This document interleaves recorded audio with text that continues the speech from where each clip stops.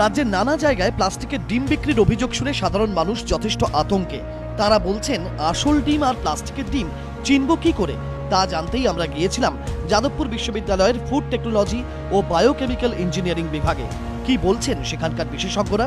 কুসুমটা যেটা একটা আইডেন্টিফাই হয়ে আলাদাভাবে বোঝা যাচ্ছে না, নকল ডিমের সেটা বোঝা যাবে না।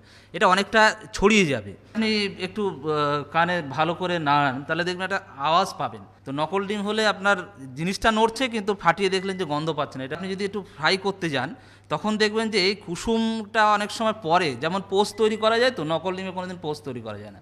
ফ্রাই করছেন তখন একটা ব্রাউন কালার তৈরি হয়, আসল ডিমে ব্রাউন কালার তৈরি হবে, নকল ডিমে কিন্তু ব্রাউন কালার তৈরি হবে না। কলকাতায় যে ডিম উদ্ধার হয়েছে তা প্লাস্টিক ডিম কিনা খতিয়ে দেখা হচ্ছে, কিন্তু প্লাস্টিক ডিম কি তৈরি করা সম্ভব? যাদবপুর বিশ্ববিদ্যালয়ের বিশেষজ্ঞরা বলছেন সম্ভব। তাতে কি কি উপাদান থাকে তাও জানিয়েছেন তারা। আপনার উপরে যে ক্যালসিয়াম কার্বনেট থাকে, জিপসাম থাকে, জিপসাম, এবং তার মধ্যে কি প্যারাফিন, যদি এই স্মুথনেস প্যারাফিন দেওয়া হয়।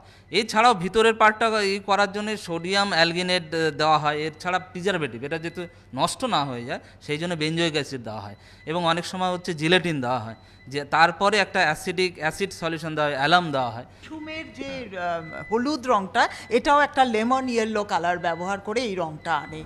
বিশেষজ্ঞদের মতে প্লাস্টিকের ডিম তৈরিতে যে উপাদানগুলির ব্যবহার করা হয় তা শরীরের পক্ষে অত্যন্ত ক্ষতিকর। মার্কারির কথাই ধরুন না, আপনি যদি কিডনি ইরিভার্সিবল প্রসেসে খারাপ হয়ে যায়, যেটা তো একবার প্রোটিনের সঙ্গে যদি বাইন্ড করে যায় সেই প্রোটিন আর ওই কিডনিতে হবেই না, মানে কাজই করতে পারবে না।